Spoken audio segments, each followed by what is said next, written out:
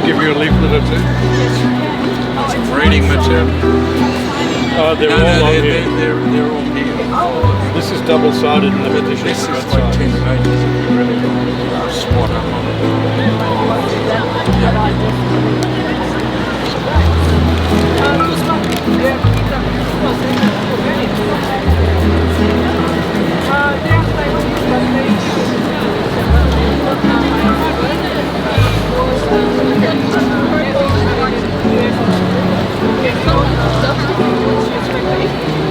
Hi there, so I have some staggering news.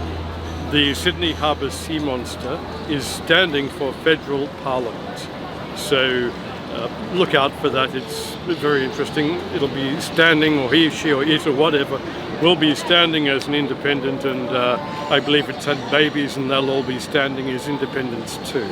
So you can kick all the major parties out and put the Sea Monsters in. The Sea Monster Party, it's very important. Thank you. Free Dan Duggan. Thank you. Oh yeah.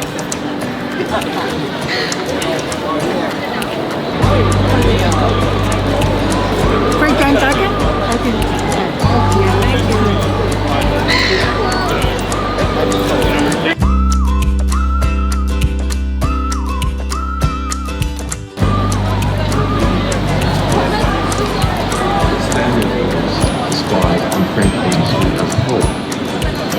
He revealed the CIA's vast production of malware and viruses, the subversion of supply chains,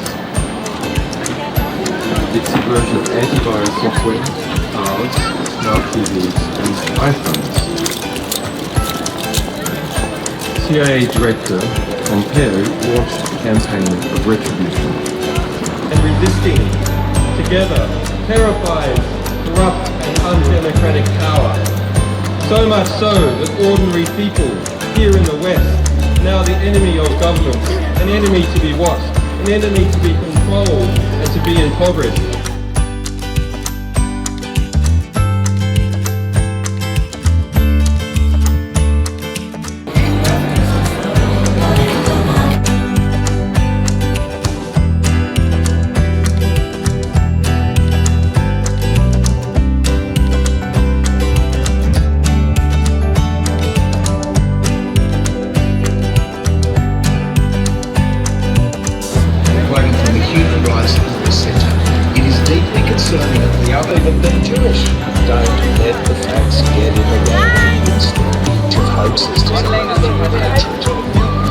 Anybody is to blame for the rise of anti-Semitism if he's there and they can execute justice.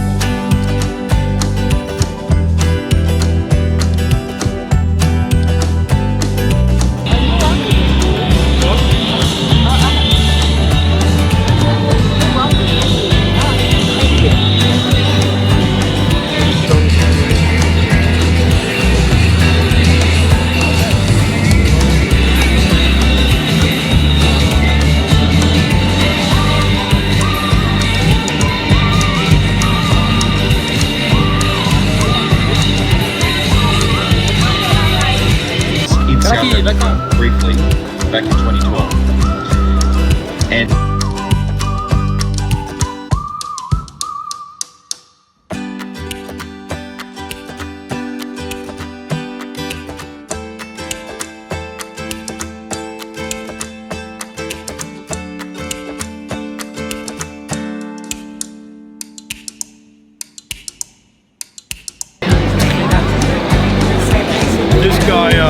this guy cooked well.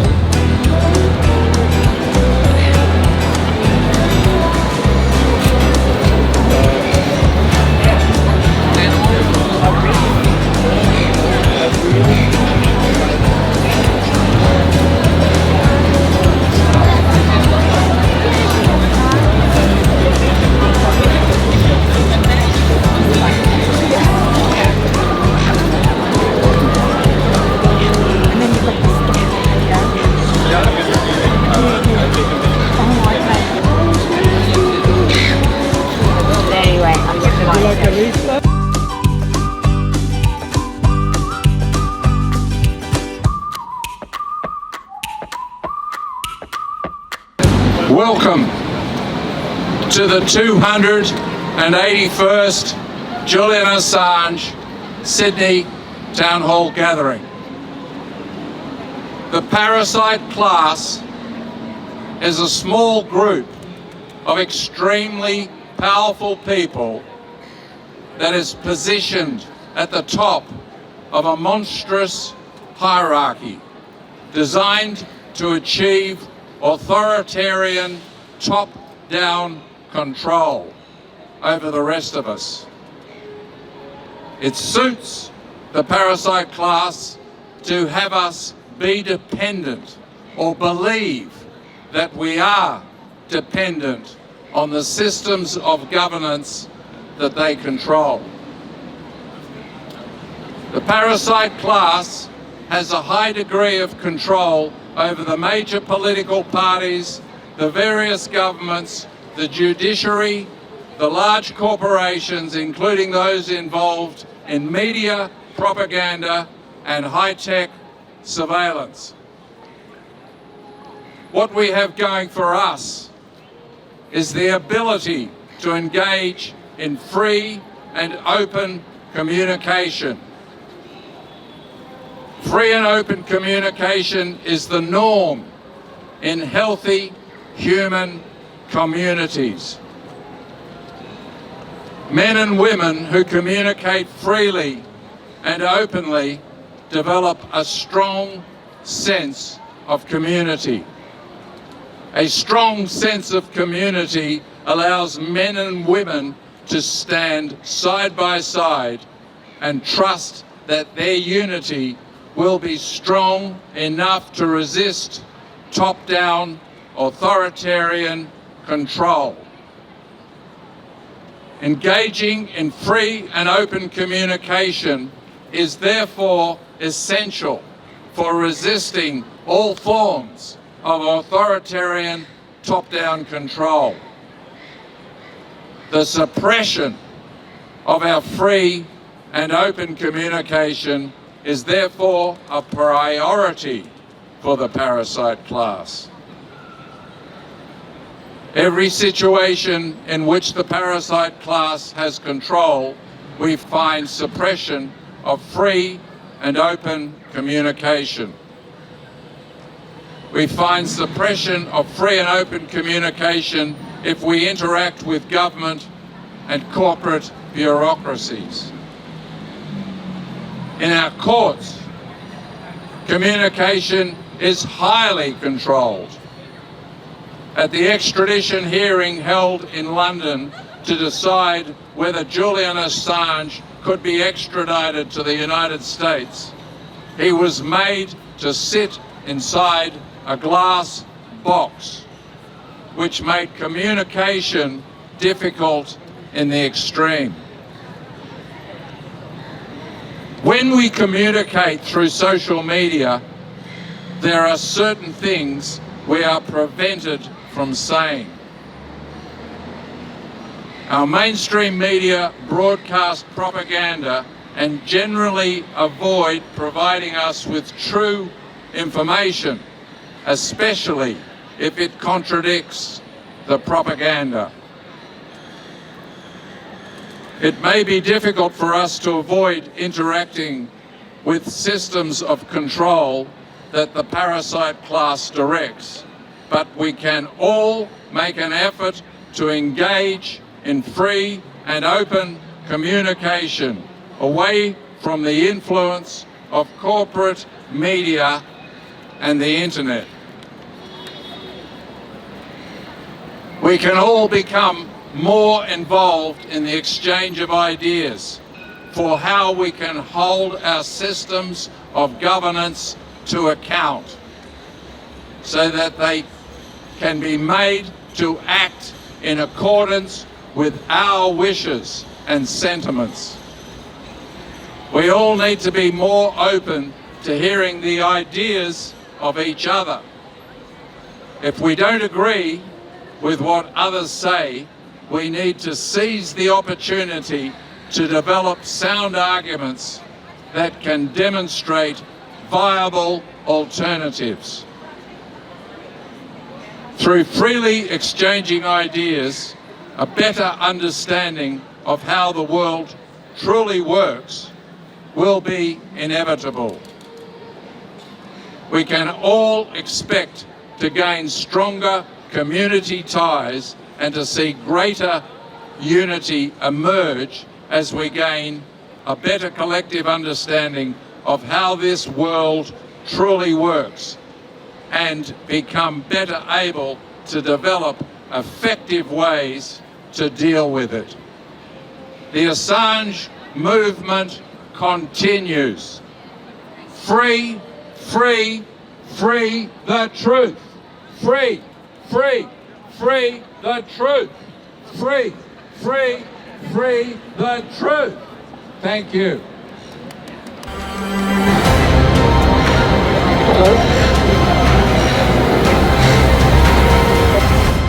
Good afternoon, everyone. I stand here today not just as a doctor, not just as a mother, and not just as a woman who fled tyranny to find freedom in Australia. I stand here as a truth teller in a time of great deceit.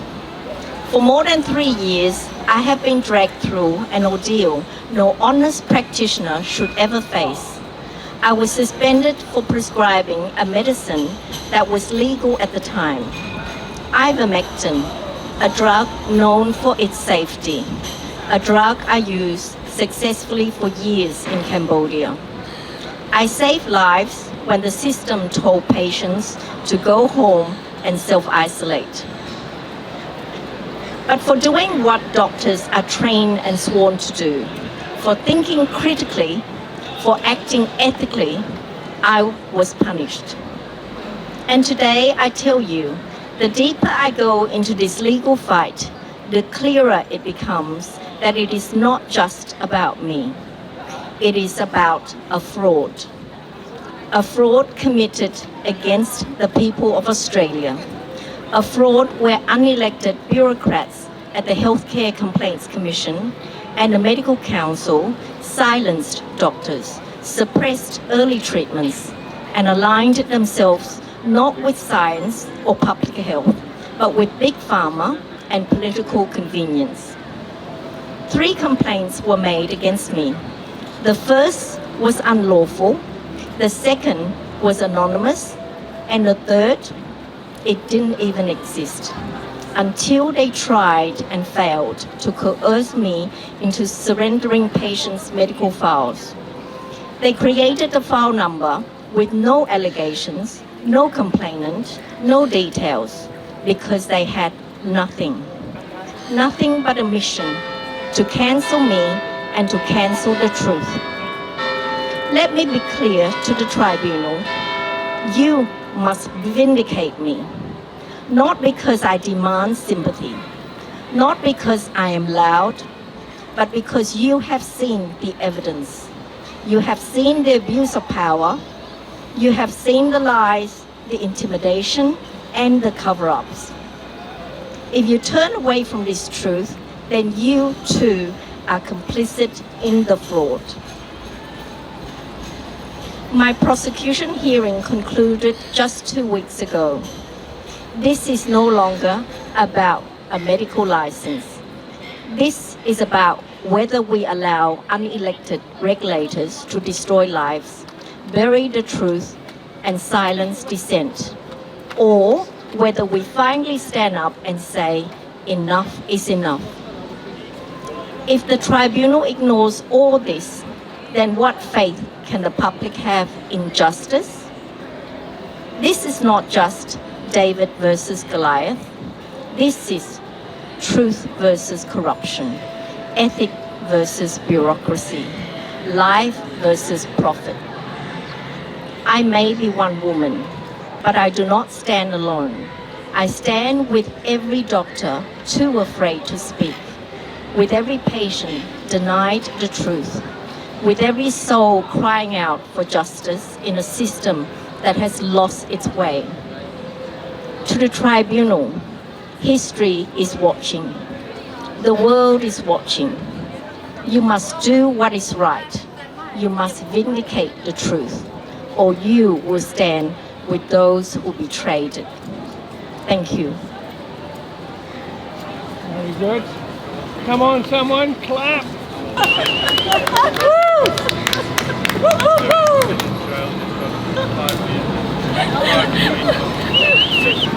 Yeah, well, hopefully something happens.